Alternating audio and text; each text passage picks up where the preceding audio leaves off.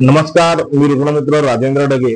मी या व्हिडिओच्या माध्यमातून धर्मदाय नियमांच्या अंतर्गत होणाऱ्या उपचारांबाबत तुम्हाला माहिती देतो। हा व्हिडिओ तुम्ही शेवटपर्यंत पाहावा। धर्मदाय नियमांच्या अंतर्गत धर्मदाय रुग्णालयांमध्ये रुग्णांना गरजू रुग्णांना उपचार मिळतात। त्यासाठी लागणारी कागदपत्र अशी आहेत की ज्यांचं उत्पन्न 1,80,000च्या आतमध्ये असेल वार्षिक उत्पन्न, अशांसाठी पूर्णपणे मोफत उपचार मिळतो। आणि ज्यांचं उत्पन्न हे 1,80,000च्या वरती आणि 3,60,000 पर्यंत वार्षिक उत्पन्न असेल अशांना 50% सवलतीत धर्मदाय नियमांच्या अंतर्गत उपचार मिळतात। यासाठी लागणारी कागदपत्र काय आहेत तर तुमच्याकडे केशरी किंवा पिवळे रेशन कार्ड असायला हवं। त्यानंतर तुम्ही स्वतः एक अर्ज तिकडे त्या ठिकाणी धर्मदाय नियमांच्या हॉस्पिटलमध्ये देणं गरजेचं आहे। तुमचा तहसीलदारांनी अधिकृत केलेला प्रमाणित केलेला उत्पन्नाचा दाखला तुमच्याजवळ असायला हवा।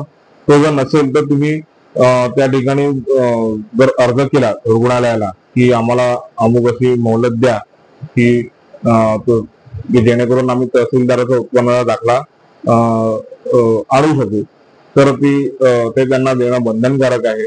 त्यानंतर अशा रुग्णांसाठी 20% खाटा राखीव असतात। तसं निर्धन गटातील रुग्णांसाठी म्हणजे ज्यांचं उत्पन्न मर्यादा ही 1,80,000 पर्यंत असते अशांसाठी 10% खाटांची तरतूद धर्मदाय रुग्णालयात असते।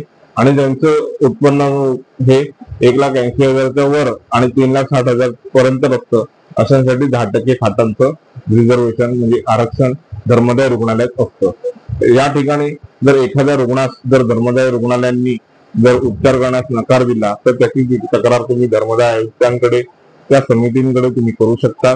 तसेच धर्मदाय रुग्णालयात इमर्जन्सी केसमध्ये विना डिपॉझिट रुग्णाला ऍडमिट करून घेण्याचं हे हा नियम असल्या कारणाने अशा रुग्णालयांनी धर्मदाय रुग्णालयांनी अशा रुग्णांकडून डिपॉझिट घेऊ नये यासाठी पण काही नियम आहेत आणि ते नियमांचं पालन धर्मदाय रुग्णालयांनी करायला हवं।